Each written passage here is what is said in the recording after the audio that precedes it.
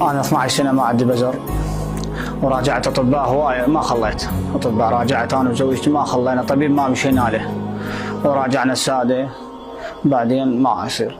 اجينا للعلوية شريفة بنت الحسن ورا 12 سنة، نخيتها وذبيت عقالي بيه، صار عندي محمد وهسه عمره شهرين والحمد لله والشكر.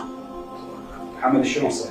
هسه صحته زينة وجيدة من الله والعلوية شريفة بنت الحسن. تقريبا الاطباء راجعتهم عددهم مش قد والله هذا 12 سنه. والله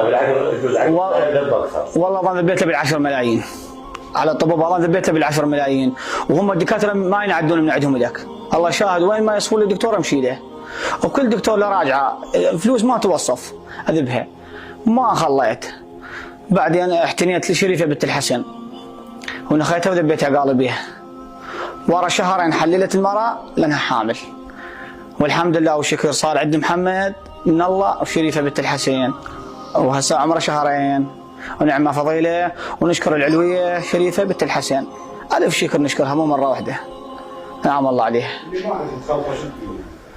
والله انخى من قلبه ورب كل واحد ما عنده خلفاء، الله يرزقه بذريه صالحه كل واحد.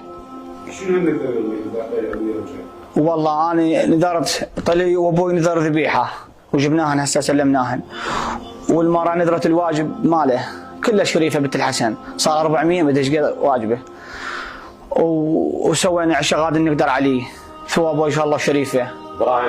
براهين شريفه هاي بنت الحسن. انا ما عندي شيء بس هو عن الشناقيط شريفه عز الله بالمكان، وبالنسبه هو اعترضناه احنا ذولا انا بالنسبه ابوه واخوته ايش قالوا له؟ قالوا له اخر شيء لطبوه واحد لا تمشي، هاي اخر منها وجا شريف هو يعني معزبته قلت له مرة نعم جوزك مرة لا ما انا بالنسبه عن اسولف عن نفسي مرة انت خسرت الفلوس خسرت حرامات ليك ما جوزك مرة بيه.